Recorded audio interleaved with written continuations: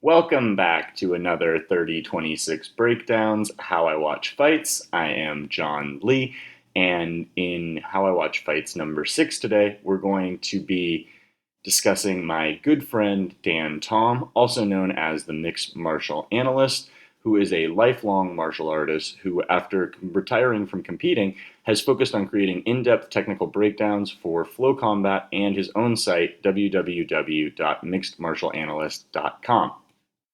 I actually met up with Dan a few weeks ago to discuss how he breaks down fights and have a few beers. Hashtag gimmicks.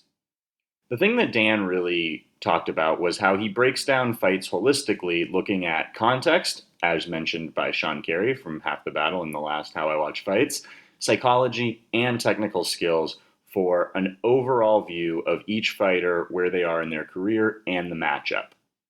Dan works really, really hard and watches far more fight footage than anyone else I've talked to, going back as far as the amateur and alternative combat sports careers of fighters like Valentina Shevchenko. Dan will watch literally everything he can get his hands on for main events of fight cards. On average, Dan says he spends about 60 hours a week analyzing footage and working on his breakdowns. So that's roughly 5 12-hour days.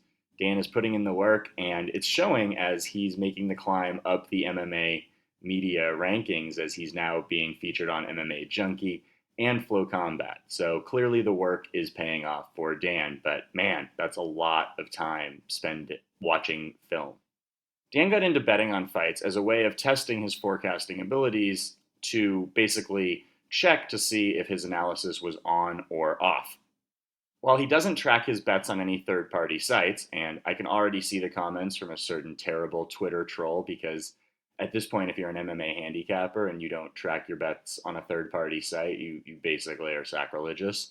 But at one point, Dan was hitting about 70% of his predictions, and they're all tracked on the Mixed Martial Analyst, where you can see his breakdowns going back events and events and events. So there is a record, and you can see that Dan is very, very accurate with his predictions, especially on submissions and decisions. Dan alternates between his TV and laptop, and because of the amount of footage Dan breaks down, he watches either standing or on a yoga mat to mitigate as much sitting as possible, because as questionable scientific surveys will tell you, sitting is the new smoking. Dan usually makes between 5 and 10 plays with a good distribution of solid parlay choices, fun flyers, and actual picks. And you can see all of these broken down in his breakdowns on mixedmartialanalyst.com. As I always do, I asked Dan what he thinks he's best at, and he said he thinks he's best at picking the fights to stay away from, which he has a section of in his breakdowns, which I think is pretty accurate because those are always pretty volatile fights that he says to stay away from. And as you know, if you've watched the How I Watch Fights series, what we're looking for is predictability. Nice, boring predictability. Dan does pay some attention to statistics and was the first guy I ever saw have more advanced statistics in his breakdowns, which is a trend that has been copied by several other people who do long form breakdowns. You know who you are. I asked Dan what other handicappers he listened to and enjoys, and he specifically mentioned Dan Levy and Sean Carey of Half the Battle podcast, who both have their own How I Watch Fights episode. So if you're watching this for your first How I Watch Fights experience, you can go back. Dan is the first How I Watch Fights, and Sean is the fifth. So you can check out more about those guys as well. Now we're getting into the good stuff. The three main things Dan looks for are: number one, transitions. Dan has a saying, the truth is in the transition, which means that the scrambles and spaces in between grappling and striking are where you learn a lot about the fighter. He mentioned Valentina Shevchenko as someone who's really good in transition because she makes opponents pay for going for takedowns and is able to quickly go from defending to submissions, as we saw in the Juliana Pena fight. The second thing Dan looks for is progression from fight to fight. Because he breaks down so much footage and goes back through fighters' kickboxing or wrestling or sambo careers, he likes to see how they've improved from fight to fight and what they looked like years ago versus what they look like today.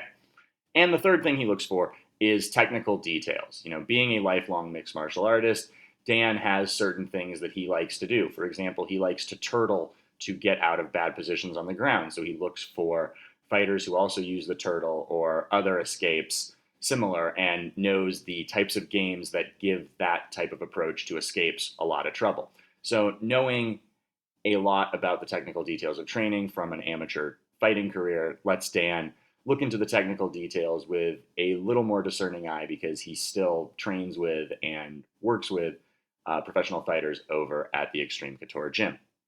Lastly, I asked about parlays and props.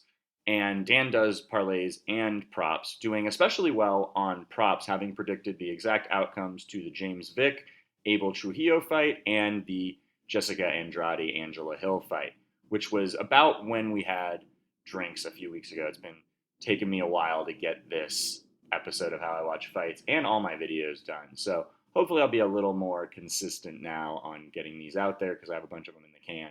But Dan and I sat down right before that fight card, and I believe that was the Korean Zombie fight card, and we saw that he was pretty accurate on his predictions for that card.